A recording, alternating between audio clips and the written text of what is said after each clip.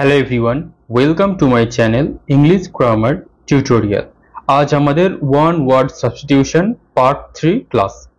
এর আগে one word substitution part 1 part 2 হয়ে গেছে। তোমরা যারা ওই মোস্ট ইম্পর্টেন্ট ওয়ান ওয়ার্ড সাবস্টিটিউশনের ক্লাসগুলো দেখোনি অবশ্যই দেখে নেবে। তোমরা সবাই জানো ডাব্লিউবিপি কনস্টেবল, কেপি কনস্টেবল আর গ্রাম পঞ্চায়েতের জন্য ইংলিশে যেখানে 10 নম্বর করে রয়েছে তার জন্য আমি তোমাদের জন্য একটা প্রিমিয়াম ফ্রি ব্যাচ লঞ্চ করেছি। ইউটিউবেই আমি ক্লাস করাচ্ছি এবং ইউটিউবেই আমি তোমাদের এই কোর্সটা পুরো কমপ্লিট করাবো। তোমরা যারা ধারাবাহিকভাবে ক্লাস দেখছো তাদেরকে থ্যাংক ইউ। একটা রিকোয়েস্ট আমি তোমাদের কাছে করেছিলাম, আমি তোমাদের জন্য প্রচুর পরিশ্রম করছি, প্রচুর তোমাদের আমি কন্টেন্ট দেব বলেছি এই কোর্সটাকে কমপ্লিট করার জন্য।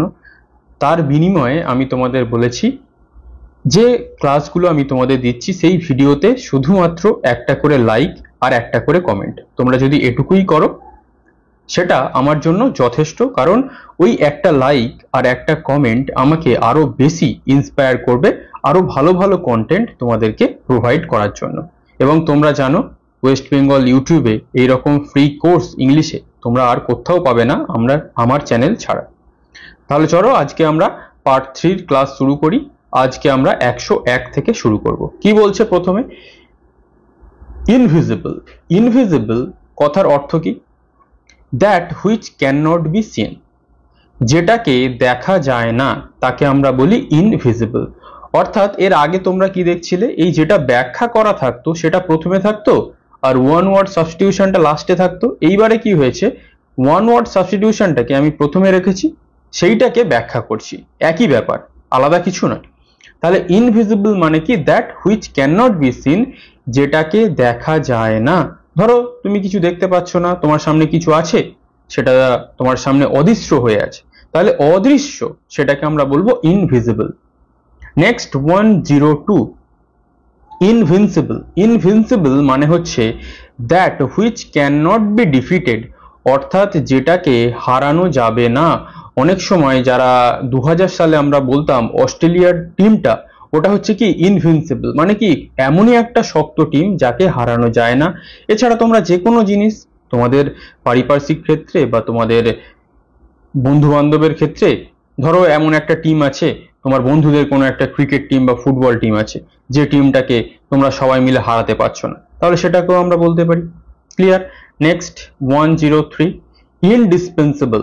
ইনডিসপেন্সেবল মানে হচ্ছে that without which one can not do, অর্থাৎ যেটা ছাড়া অন্য কিছু করা যায় না, মানে যেটাকে আমরা বাংলাতে সহজে বলতে পারি অপরিহার্য, বা এটাকে আমরা আরো সহজে বলতে পারি অত্যাবশ্যক, মানে ইসেনশিয়াল, ইন্ডিসপেন্সেবল।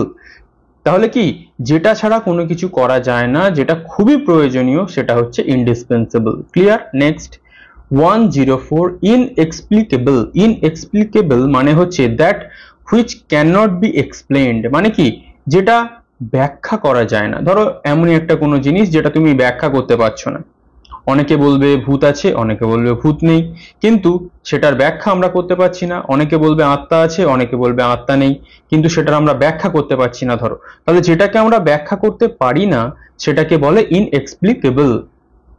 105, somniloquist। আমরা এর আগে দেখেছিলাম somnambulist, সেটা কি দেখেছিলাম আমরা, যে স্বপ্নে হাঁটে। এখানে আমরা কি দেখব, one who talks in sleep, যে স্বপ্নে কথা বলে। ক্লিয়ার? তাহলে এর মধ্যে কিন্তু তফাৎ আছে। 106, অর্চার্ড। অর্চার্ড মানে হচ্ছে এ গার্ডেন অফ ফ্রুটস, অর্থাৎ একটা ফলের বাগান, তাকে আমরা এক কথায় বলবো কি অর্চার্ড, ফলের বাগান। 107, মিউজিয়াম। মিউজিয়াম মানে কি the place for keeping historical curious and release, অর্থাৎ কি ঐতিহাসিক যেসব জিনিসপত্র যেটা আমরা একটা ঘরের মধ্যে রাখি, তোমরা দেখবে কলকাতা মিউজিয়াম আছে, সেটাকে আমরা এক কথায় বলি মিউজিয়াম।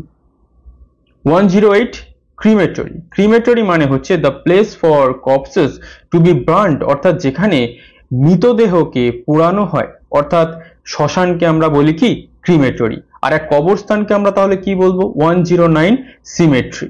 তাহলে দেখো দুটোর মধ্যে বানানের তফাৎ আছে, একটা হচ্ছে CREMATORY ক্রিমেটরি, আর একটা হচ্ছে cemetery, the place for corpses to be buried, অর্থাৎ কি যেখানে মৃতদেহকে কবর দেওয়া হয়।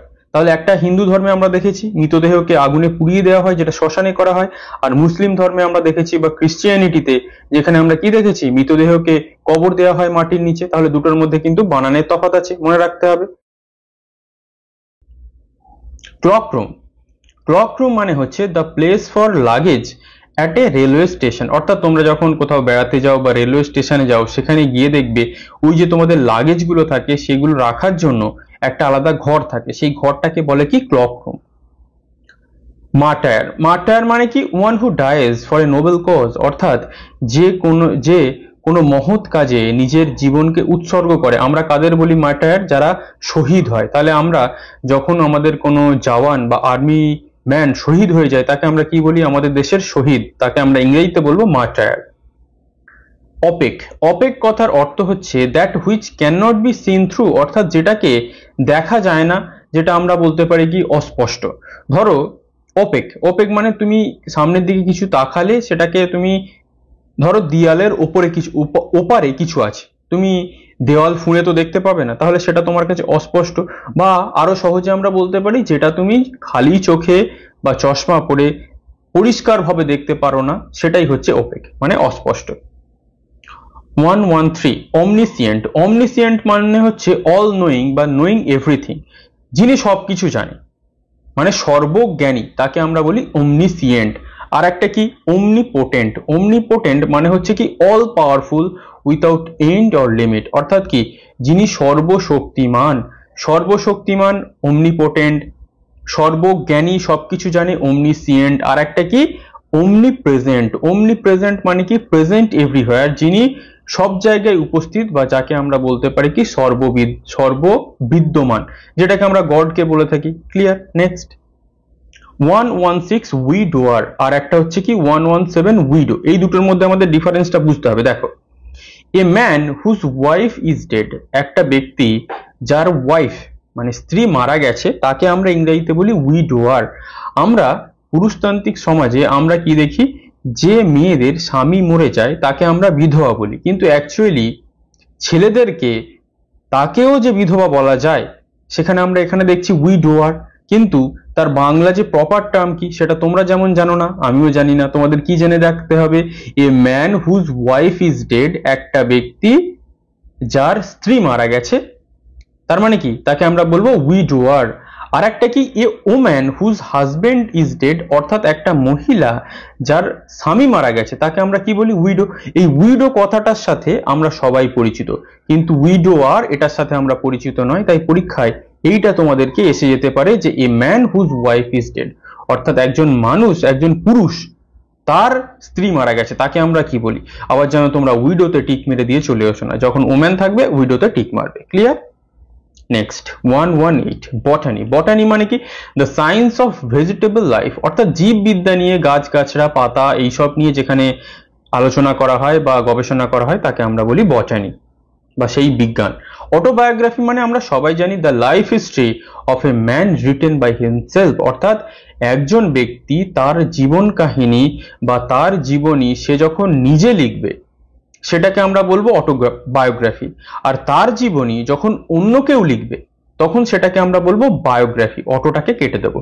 অর্থাৎ কি, ধরো আমি আমার জীবনীটা লিখেছি সেটাকে আমরা বললাম অটোবায়োগ্রাফি, এবার তোমাদের মধ্যে কেউ আমার জীবনীটা লিখেছো মানে আমি লিখিনি সেটাকে বলবো বায়োগ্রাফি। মনে থাকে জানো, এখান থেকে কনফিউশন তৈরি হয়।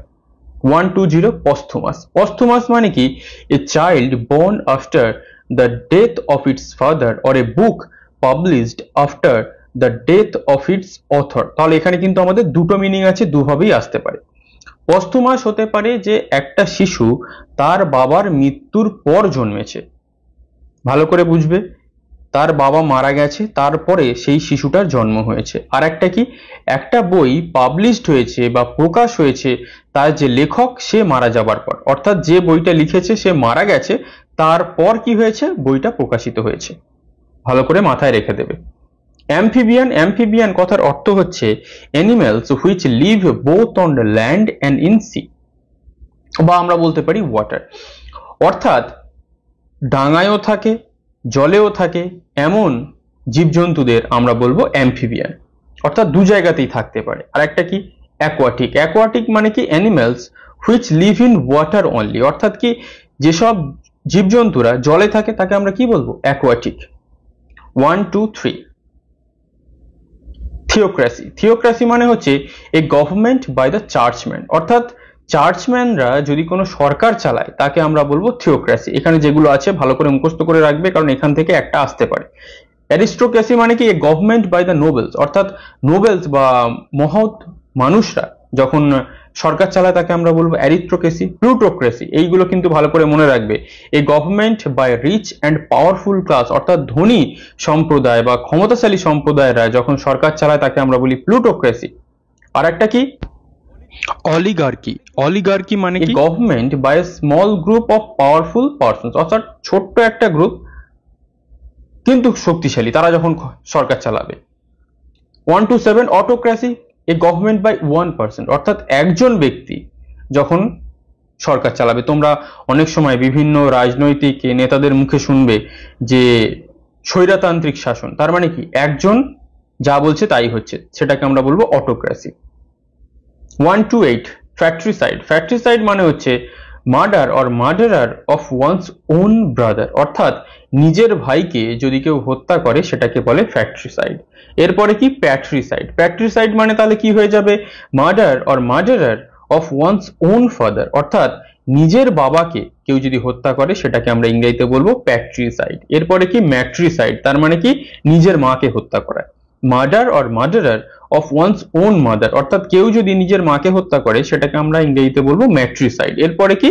ইনফ্যান্টিসাইড, অর্থাৎ কি murder or murderer of an infant, অর্থাৎ একটা সদ্যজাত শিশু। তোমরা অনেক সময় নিউজ চ্যানেলে দেখবে 1 বছরের শিশু, 1 মাসের শিশু, 1 সপ্তাহের শিশু, 1 দিনের শিশু, তাকে তার মা বা তার বাবা খুন করে দিয়েছে, কোনো জায়গায় ফেলে দিয়েছে, সেটাকে আমরা বলবো ইনফ্যান্টিসাইড। ক্লিয়ার? নেক্সট 132 রেজিসাইড। রেজিসাইড কথার অর্থ হচ্ছে murder or murderer of a king, অর্থাৎ রাজাকে যদি কেউ হত্যা করে সেটাকে আমরা বলবো রেজিসাইড। যদিও রাজা এখন নেই, আগেকার দিনে যখন হতো রাজাদের কেউ খুন করে ফেলতো, যেমন ম্যাকবেথে খুন করেছিল ডানকান রাজাকে, সেই রাজাকে যখন খুন করা হয় সেটাকে আমরা ইংরেজিতে বলি রেজিসাইড। এরপরে কি? 133 homicide. Murder or murderer of a man, অর্থাৎ কোনো ব্যক্তিকে যদি কেউ খুন করে সেটাকে আমরা নর্মালি বলে থাকি হোমিসাইড। তোমরা দেখবে একজন আরেকজনকে খুন করে দিয়েছে রাগের বশে, সেটাকে আমরা বলি হোমিসাইড। এরপরে সব থেকে pathetic suicide. Murder of one's own self, অর্থাৎ কি আত্মহত্যা, কেউ যখন নিজেকে হত্যা করে, এটা একদমই সমীচীন নয়। এই সুসাইড কি জিনিস? ধরো আমাদের মনে অনেক ডিপ্রেশন হয়েছে, আমরা নিজেদেরকে আত্মহত্যা করে নিলাম, এটা কি জীবনে কোনো সলিউশন হলো? জীবনে কোনো সলিউশন নয়। তোমরা যারা এই পর্যায়ে রয়েছো তোমাদের অনেক আপস অ্যান্ড ডাউন আসবে, জীবনে অনেক সফল হবে, অনেক ব্যর্থ হবে, বেশিরভাগ ব্যর্থ হবে। তার মানে সুসাইডটা কি অপশন হতে পারে? অপশন কোনোদিনই হতে পারে না। সুসাইড মানে কি? কাপুরুষ, যারা জীবনকে কি করে, যারা লড়াই করতে পারে না, লড়াইয়ের আগে হার মেনে নেয়, বলে আমার দ্বারা হবে না, তারা এইসব করে। তাহলে আমাদেরকে মিনিংটা জেনে রাখতে হবে যে সুসাইড মানে কি আত্মহত্যা, তোমরা সবাই জানো। সেপটিক। সেপটিক মানে কি? One who is always doubting, যে সবসময় সন্দেহ করে, মানে আমরা বলতে পারি যে সন্দেহবাতিক, এরকম কাউকে আমরা কি বলি? সেপটিক বলতে পারি। 136 ভেটরান। ভেটরান মানে হচ্ছে one who has a long experience. এই কথাটা এখন দেখবে তোমরা অনেক জায়গায় দেখতে পাবে, MS ধোনিকে সবাই বলে ভেটরান। তার মানে কি? যার অভিজ্ঞতা প্রচুর। সেটা শুধু MS ধোনি নয়, বিভিন্ন স্পোর্টস পার্সন হতে পারে, পলিটিক্যাল পার্সন হতে পারে, যারা মুভি করে তারাও হতে পারে। মানে কেউ যদি কোনো ফিল্ডে অনেক বেশি অভিজ্ঞতা থাকে তাকে আমরা ভেটরান বলতে পারি, এবং সেটাকে আমরা একটু বয়স্কদের ক্ষেত্রেই বলে থাকি। বিবলিওফাইল। বিবলিওফাইল মানে কি? যেটা আমরা পছন্দ করি না, সরি, ওয়ান হু লাভস বুক, অর্থাৎ যে বইকে ভালোবাসে। তোমরা কি এটা পছন্দ করো? পছন্দ করলে এতদিন চাকরিটা অন্তত পেয়ে যেতে পারতে, তাহলে এটাকে কিন্তু পছন্দ করতেই হবে। বই ছাড়া কিন্তু সফলতার আর কোনো পথ নেই। তুমি যে ফিল্ডেই যাও, বই তোমাকে পড়তে হবে। কেন? শুধু চাকরি পাওয়ার জন্য না, নিজেদের জীবনকে আরো উন্নত করতে, আরো অনেক অভিজ্ঞতা সঞ্চয় করতে। কারণ একটা মানুষ তার পুরো জীবনটাকে কাজে লাগায় একটা বই লেখার জন্য, তাহলে তার ওই যে 30 বা 40 বছরের অভিজ্ঞতা আমরা কি একটা বইয়ের মাধ্যমে পেয়ে যেতে পারি। তাহলে বইকে কিন্তু ভালোবাসতেই হবে, বিবলিওফাইল হতেই হবে। 138 ডার্মাটোলজি। ডার্মাটোলজি মানে হচ্ছে কি মেডিকেল স্টাডি অফ স্কিন, অর্থাৎ চামড়া বিষয়ে যখন কোনো গবেষণা বা মেডিকেল স্টাডি করা হয় সেটাকে আমরা বলি ডার্মাটোলজি। তোমরা দেখবে বিভিন্ন, তোমরা যখন গায়ে ঘা হয় তোমরা কি বলো, আমরা স্কিনের ডাক্তারের কাছে যাচ্ছি, অর্থাৎ ওটা কিন্তু স্কিনের ডাক্তার নয়, উনি একজন ডার্মাটোলজিস্ট, অর্থাৎ তিনি স্কিন স্পেশালিস্ট, অর্থাৎ স্কিনে যদি কোনো ইনফেকশন হয়, ঘা হয়ে যায়, তিনি সারিয়ে দেবেন। ক্লিয়ার? এরপরে 139 মর্চুয়ারি, যাকে আমরা বাংলাতে বলি মর্গ, অর্থাৎ কি a room where dead bodies are kept, অর্থাৎ যেখানে মৃতদেহ রাখা হয়। ক্লিয়ার? মার্সেনারি 140, মার্সেনারি মানে হচ্ছে one who does anything for money, অর্থাৎ যদি তুমি একটা ব্যক্তিকে টাকা দিয়ে দাও, সে টাকার জন্য সবকিছু করতে পারে, খুনও করে দিতে পারে, যা ইচ্ছা করতে পারে, অর্থাৎ যে ব্যক্তি টাকার জন্য সব করতে পারে সেটাকে আমরা কি বলি, মার্সেনারি। এরপরে কি সিসমোলজি। সিসমোলজি মানে হচ্ছে কি সায়েন্টিফিক স্টাডি অফ আর্থকেক, অর্থাৎ ভূমিকম্প নিয়ে যখন বৈজ্ঞানিক কোনো গবেষণা বা পড়াশোনা হয় সেই জিনিসটাকে আমরা বলি সিসমোলজি। ক্লিয়ার? এরপরে নেক্সট 142 টডলার। টডলার মানে কি young child just beginning to walk, অর্থাৎ ওই 2 মাস, এই 2 মাস হতে পারে বা 5 মাস বা 6 মাসের কোনো বা 1 বছরের কোনো শিশু, সে সবে হাঁটতে শিখেছে, মানে তার পাটা একটু টলমল করছে, সে পড়ে যেতে পারে, এই রকম অবস্থা, তাকে আমরা কি বলি, টডলার বলি। এরপরে কি 143 স্মাগল। স্মাগল মানে আমরা সবাই জানি smuggling two import goods illegally without payment of custom duty, অর্থাৎ স্মাগলিং মানে কি বাইরের দেশ থেকে, বাইরের দেশের যে দামি দামি জিনিস যখন আমাদের দেশে কোনো ট্যাক্স বা কাস্টম ডিউটি না দিয়ে বেআইনি ভাবে নিজেদের দেশে প্রবেশ করানো হয় সেটাকে বলে স্মাগল। তোমরা সবাই জানো স্মাগলিং, তোমরা দেখেছো বা শুনেওছো বিভিন্ন সিনেমাতে, নিউজ চ্যানেলে। ইনফেকশাস। ইনফেকশাস কথার অর্থ হলো এ disease which spreads through air and water, অর্থাৎ একটা রোগ যেটা জলেও ছড়াতে পারে, বাতাসেও ছড়াতে পারে, তাকে আমরা বলি ইনফেকশাস। এরপরে 145 numismatics, the study of coins, অর্থাৎ যেখানে কয়েন নিয়ে পড়াশোনা করা হয় বা গবেষণা করা হয়, ওই যে 1 টাকা 2 টাকা 5 টাকা এগুলো নিয়ে। এরপরে 146 প্রোলগ আর এপিলগ, এই দুটোকে আমাদের ভালো করে বুঝতে হবে। প্রোলগ কি আর এপিলগ কি? প্রোলগ মানে কি a speech or a poem recited at the beginning of A play. তোমরা যারা বিভিন্ন জায়গায় কোনো নাটক দেখেছো, তোমরা কি দেখবে নাটকটা শুরু হওয়ার আগে ওখানে যারা অভিনয় করে তাদের মধ্যে কেউ একজন ওই যে নাটকটার আগে কোনো একটা স্পিচ দেয় বা কোনো একটা কবিতা বা কিছু একটা পাঠ করে। তাহলে আমরা কি মনে রাখবো, প্রোলগ মানে কি নাটকের প্রথমে কোনো যদি বক্তব্য দেওয়া বা কোনো একটা কবিতা বলা হয় সেটাকে আমরা বলবো প্রোলগ। আর এপিলগ কাকে বলবো, at the end of A play, অর্থাৎ নাটক যখন পুরোপুরি শেষ হয়ে গেল তারপরে শেষেও একটা বক্তব্য রাখা হয় বা একটা কবিতা বলা হয়, সেটাকে আমরা বলবো এপিলগ। তাহলে প্রথমে যেটা বলে সেটা প্রোলগ, শেষে যেটা বলে নাটকের সেটা হচ্ছে এপিলগ, এইভাবে মনে রাখবে। 148 কি জিওলজি। জিওলজি মানে কি the science of earths history and rocks, অর্থাৎ পৃথিবীর যে ইতিহাস, তার যে পাহাড় পর্বত এগুলো নিয়ে যখন কোনো বৈজ্ঞানিক গবেষণা বা বৈজ্ঞানিক যে পড়াশোনা সেগুলো হয়, সেইটাকে আমরা এক কথায় বলি জিওলজি। এরপরে কি 149 বাইগ্যামি। বাইগ্যামি মানে কি the custom of having 2 wife's or 2 husband's at the same time, অর্থাৎ কি বলছে, তুমি একসাথে দুটো বিয়ে করেছো, একটা ফিমেল বা একটা মেয়ের দুটো হাজবেন্ড থাকতে পারে, বা একটা ছেলে তার দুটো একসাথে বউ বা ওয়াইফ থাকতে পারে, সেটাকে আমরা বলি বাইগ্যামি। এরপরে কি পলিগ্যামি। পলিগ্যামি মানে হচ্ছে the custom of having more than 2 wife's at the same time, অর্থাৎ কি পলিগ্যামি মানে কিন্তু আবার দুটো হাজবেন্ড বা দুটো ওয়াইফ নয়, শুধুমাত্র যার দুটো ওয়াইফস অর্থাৎ দুটো স্ত্রী রয়েছে তাকে আমরা বলবো, বা সেই প্রথাটাকে আমরা বলবো পলিগ্যামি। ক্লিয়ার? তাহলে মোটামুটি 1 ওয়ার্ড সাবস্টিটিউশন এটা আমাদের পার্ট 3 ক্লাস ছিল।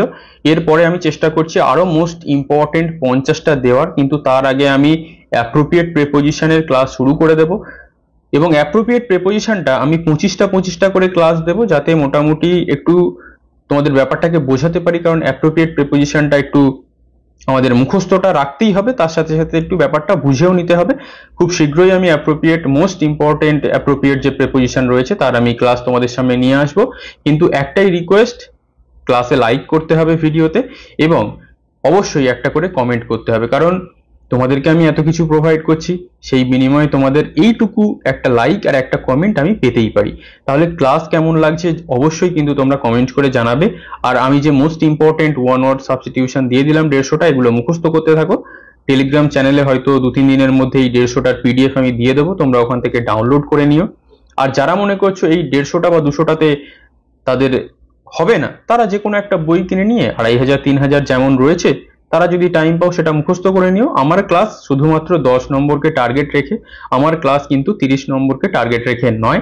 এটা আমি প্রথমেই বলেছি, আবারও বলছি, যারা 30 নম্বরকে টার্গেট করছো বিভিন্ন পরীক্ষার জন্য, তারা এই ক্লাসকে স্কিপ করে যেতে পারো, কারণ এখানে কিন্তু 30 নম্বর কভার হবে না। এটা আমি প্রথমেই বলেছি, আবারও বলছি, বারবার কিন্তু আমি এই জিনিসটা বলতে পারবো না, কারণ বারবার তোমরা আমাকে সেই একই জিনিস নিয়ে কমেন্ট করে যাচ্ছ।